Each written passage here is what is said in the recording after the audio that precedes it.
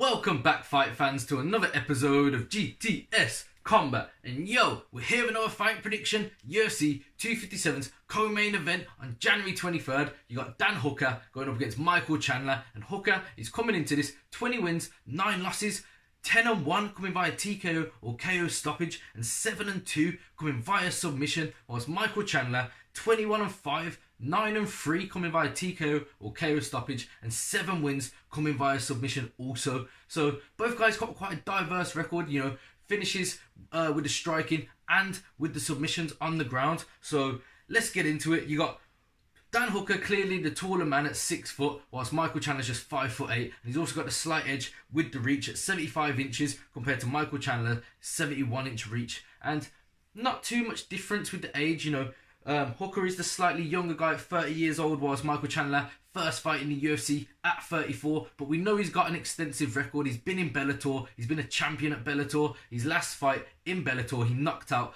Benson Henderson in the first round. So he's got an impressive record, we'll put it that way, but it'll be interesting to see what he's like when he steps into the UFC octagon. We're not going to look into the records too much because of that matter. Everyone wants to always compare what the level is like between, you know, other organisations, One Championship, Bellator, and the UFC. You know, we've seen Ben Askren come over recently and he struggled at the UFC. We've seen guys from the UFC like Eddie Alvarez go over to One Championship and Sage Northcutt and struggle over there at times, you know. So it'll be interesting to see how Michael Chandler gets on and how he phases against the UFC lightweight division and the competitors in that division, because it's a very stacked competitive division, especially right now with Khabib looking like he's gone. A lot of people gunning for that title, seeing if they can get the title shot. There was talks of it maybe being on the main event of this card for Dustin Poirier McGregor, but it's looking unlikely. Nothing's been announced just yet. So with that being the main event to this fight, after this fight, imagine if someone can make a statement in this co-main event, especially Michael Chandler, whose first fight in the UFC. If he can come in and put on a massive performance against someone like Dan Hooker, then he's really going to put his name in the mix for a title shot in his next fight, potentially against whoever wins the main event. I would say whoever wins that main event is going to get a title shot in their next fight, if the belt isn't announced that it's going to be on that for that fight in the first place. But stylistically, what are we looking at then? You got Michael Chandler. He has a lot of pressure. He sets the pace. He does like to throw heavy bombs. He likes to come in with big strikes, but then that sets some people sort of, you know, raise their guard and he'll shoot in and sort of go in for the takedown, push you against the fence and then take you down maybe. He likes to grind you out on the ground.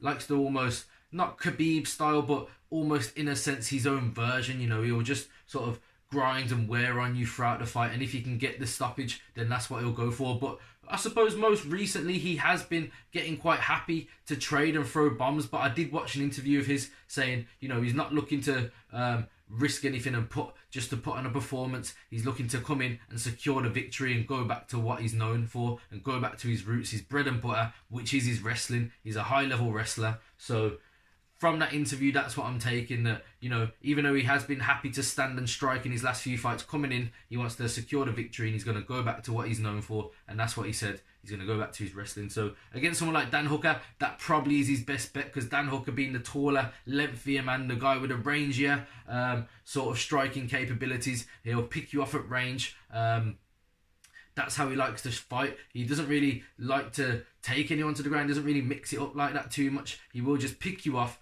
with the striking. He knows for the division he's quite a tall, lengthy guy, so that's what he does. He'll just pick you off at range, and then against someone who's 5'8" like Michael Chandler, that could potentially work. If he can stop the takedowns, then I'd say this is Dan Hooker's fight all day long. But that is the question: can he stop the takedowns?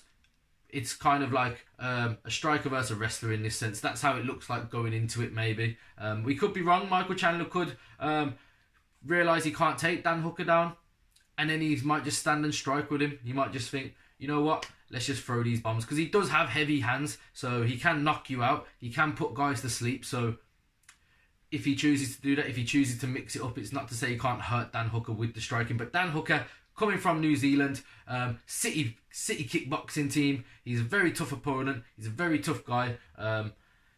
You don't see him get too hurt. He had that war with Dustin Poirier most recently, so you know, we know that he can mix it up. We know he can take a beating. We know he can dish it out also. Who am I going for? This is really a pick and fight in my opinion. I would have to say, if Dan Hooker can stop the takedowns, I'm backing Dan Hooker. I believe, you know what? I'm going with Dan Hooker. I'm actually going to say this is a 3-round fight. That's what makes it even more difficult. It's a 3-round fight. If Michael Chandler can take him down, he can easily grind out a 3-round decision victory, taking him to the ground if he can't get the finish. But I am actually going to... I'm going to back Dan Hooker. I'm going to go with an actual... a unanimous decision for Dan Hooker. That's how confident I'm going to go with it. I'm not actually that confident, but that's what I'm leaning towards. Either guy, I believe this fight is going to be a decision victory. I'm not completely writing Michael Chandler off, but I'm going to back Dan Hooker to get the victory and get his name back up into the mix and kind of mix it up with those guys. But it's really hard. But yeah, that's my pick. Let me know your prediction in the comment section below. I've been Jimmy. This has been GTS Combat. Like, comment, share, and subscribe. Till next time.